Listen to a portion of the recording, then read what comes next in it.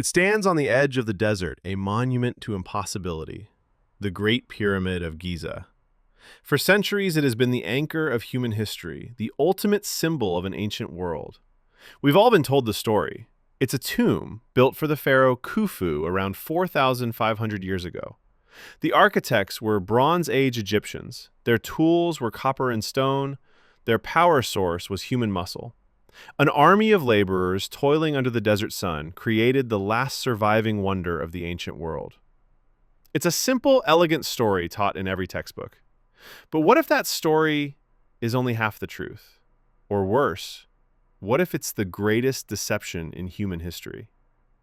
One man has spent his life challenging that official narrative. He claims that mainstream archaeology isn't just missing a few details, it's ignoring a lost chapter of our past. He's been called a heretic, a pseudoscientist, and a dangerous troublemaker. But to millions around the world, he's the one finally asking the right questions. His name is Graham Hancock, and he believes the pyramids are not the beginning of our story, but the end of someone else's. To understand Hancock's argument, we first have to look at the official story with a critical eye. The Great Pyramid is a masterpiece of engineering. It's comprised of an estimated 2.3 million stone blocks, some weighing as much as a passenger jet. The granite beams forming the roof of the king's chamber weigh up to 80 tons each. These granite blocks were quarried in Aswan, over 500 miles to the south, and transported to Giza. The official explanation involves wooden sledges, barges on the Nile, and enormous amounts of manpower. An extraordinary feat, but one that, according to Egyptologists, falls within the capabilities of a determined Bronze Age civilization. But Hancock argues that when you look at the math, the story begins to crumble. The pyramid was allegedly built in just 20 years. If you run the numbers, that means a multi-ton block had to be quarried, shaped, transported, and perfectly placed every 2.5 minutes, 24 hours a day, for 2 straight decades. No weekends, no mistakes, no delays. A relentless, machine-like precision from a civilization that hadn't yet invented the wheel. For Hancock, this isn't just unlikely, it defies the fundamental laws of logistics. But the problem isn't just the speed, it's the technology. The official toolkit of the pyramid builders consisted of soft copper chisels and stone pounders. Yet the material they were working with, particularly in the internal chambers, was Aswan granite, one of the hardest stones on Earth. Hancock points out the obvious contradiction. Trying to cut granite with copper is like trying to cut steel with a plastic knife. Even today, with diamond-tipped, high-powered machinery, cutting and polishing granite to the level of precision seen inside the Great Pyramid is a monumental task. The surfaces are perfectly flat, the right angles are flawless, and the joints between massive blocks are so tight you can't fit a razor blade between them. How was this level of precision achieved with primitive tools? Mainstream archaeology offers vague answers about patience and abrasive sand. Hancock calls it a technological impossibility. And then there's the knowledge problem. The Great Pyramid is aligned to true north with an accuracy of within 3/60 of a degree. It is a more precise alignment than that of the Meridian building at the Greenwich Royal Observatory in London. This feat was accomplished without a compass, without GPS, without any of the tools we would deem essential for such a task. Furthermore, for the largest and most complex construction project in the ancient world, not a single architectural plan, schematic, or engineering document has ever been found. The Egyptians left behind detailed records of grain inventories and tax payments, but for their grandest achievement, nothing.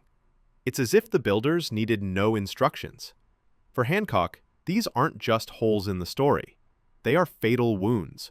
The scale, the logistics, the tools, and the knowledge all point to one conclusion. The builders of the pyramids were working with a level of sophistication far beyond that of a Bronze Age culture. So if the how doesn't add up, perhaps we've got the when completely wrong. This is where the story takes a radical turn, away from Egyptology and into geology. Hancock draws heavily on the work of Dr. Robert Schoch, a geologist from Boston University.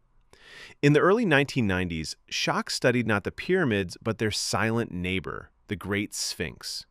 He observed that the deep erosion patterns on the body of the Sphinx and the walls of its enclosure were not the horizontal sandblasted patterns you'd expect from millennia of desert winds. They were vertical fissures, classic signs of fluvial erosion, the kind caused by thousands of years of heavy rainfall. But there's a problem. The Giza Plateau has been a hyper-arid desert for the last 5,000 years. To create the kind of water weathering seen on the Sphinx, you would need a period of sustained, heavy precipitation.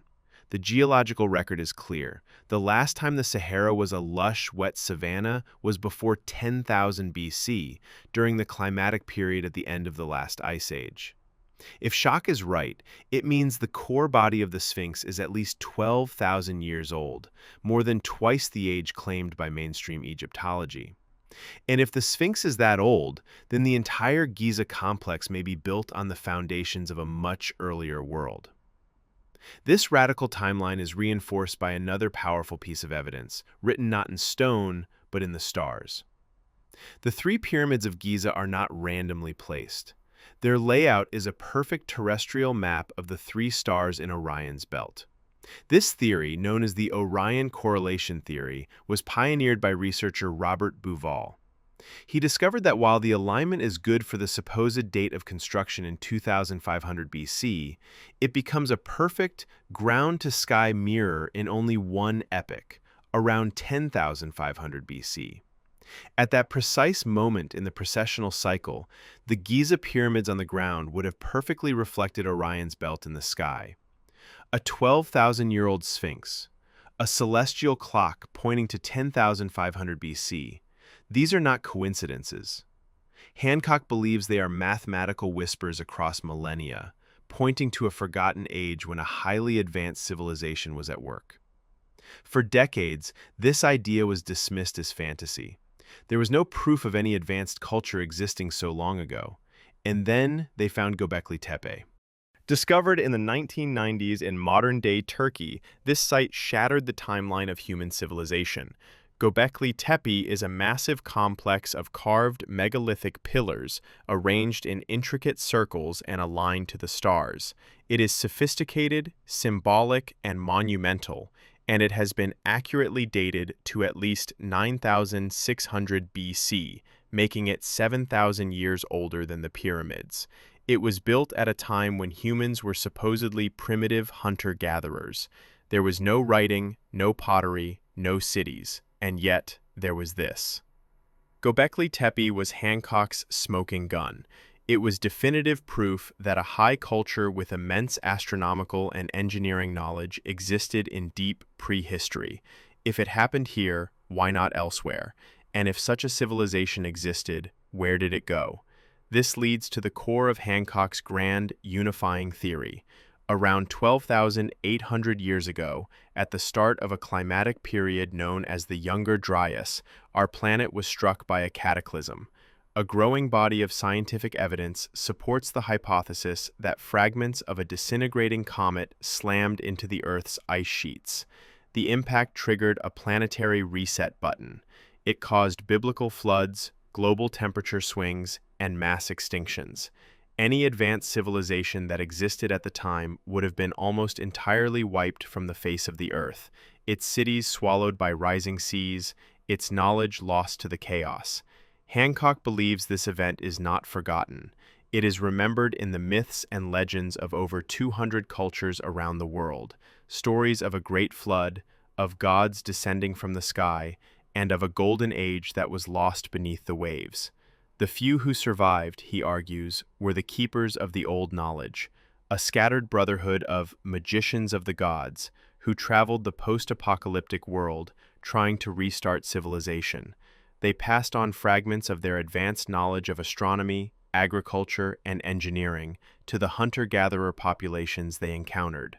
From this perspective, the sudden, explosive rise of civilization in Sumer, Egypt, and the Indus Valley around 3000 BC isn't a beginning, it's a rebirth, and the great monuments of the ancient world, like the pyramids, are not tombs.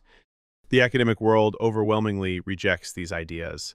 They argue that Hancock cherry-picks evidence, ignores contradictory data, and builds a narrative that is more fantasy than fact.